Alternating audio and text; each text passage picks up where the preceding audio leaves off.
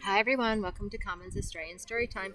Today I am with Lucy and Sammo at Fitzroy Island.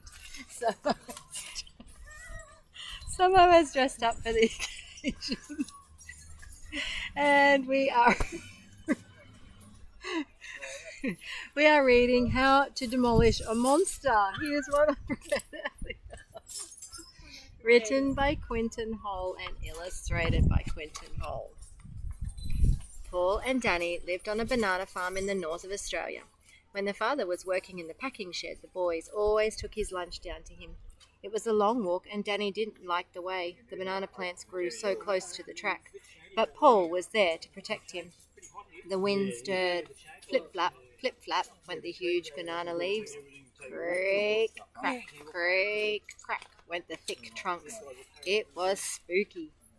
There might be a flump here, whispered Danny. Where? Paul didn't bother to look around. What's a flump, anyway?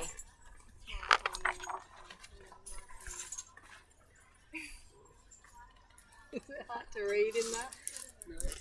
No. Well, said Danny, thinking hard.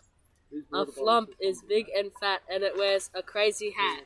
Oh, right. You might be a flump, Sam. Are we taking their stuff? Yeah, we'll just take it. And sometimes it looks like a pile of old rocks. We'll pass it. If that's all a flump is, then that's not very scary at all, scoffed Paul. And all I have to do is put on my foreign leg-on suit and throw mangoes at it. I'll chase any flump right across the Nullarbor plain. Shadows lurked in the banana leaves and dark shapes loomed near the boys.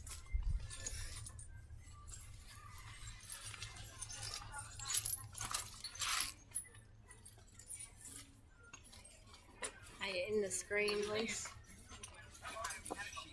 This is where the Screamy lives, announced Danny, standing very still.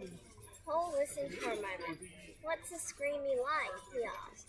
Well, said Danny, it's sort of leathery and hides in dark places. It screams a lot and smells like rotting bananas.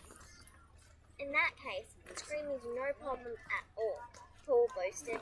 All I have to do is put my armor on, then poke him with a stick. The Screamy might die laughing. Like we are looking at Sammo. Paul, I think we should be extra careful here, Danny warned. This is bunyip territory.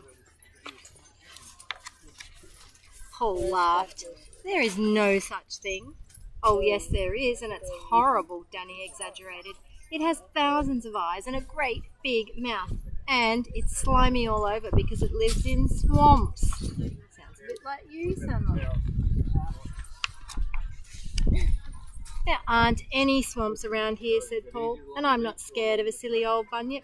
All I have to do is put on my spacesuit, then wow, pow, wham with my ray gun, and no more bunyip. Sounds very brave, doesn't it?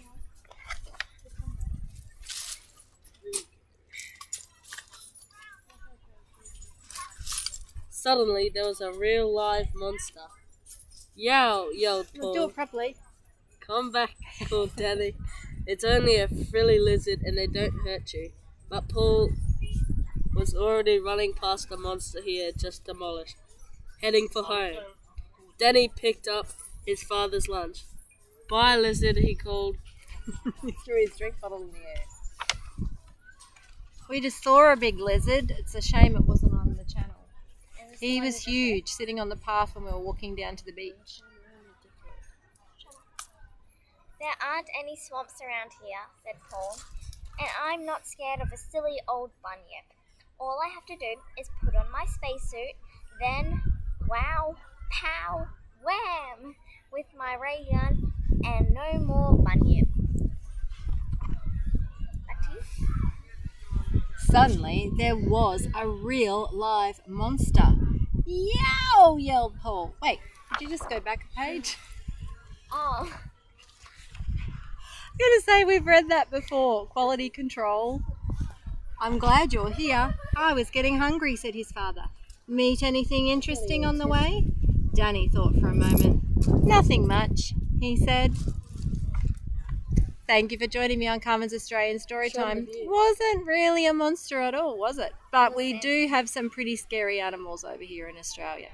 Thank you for joining us on Carmen's Australian Storytime. Thanks, Luce. Don't forget to like and subscribe. Sammo. And this is where we're sitting at the moment. How beautiful is that? Beautiful. Oh, and Sammo is doing a face reveal. The prayer. Not a monster at all. Oh, well, maybe. You decide. Thanks for joining me. Bye for now. Bye.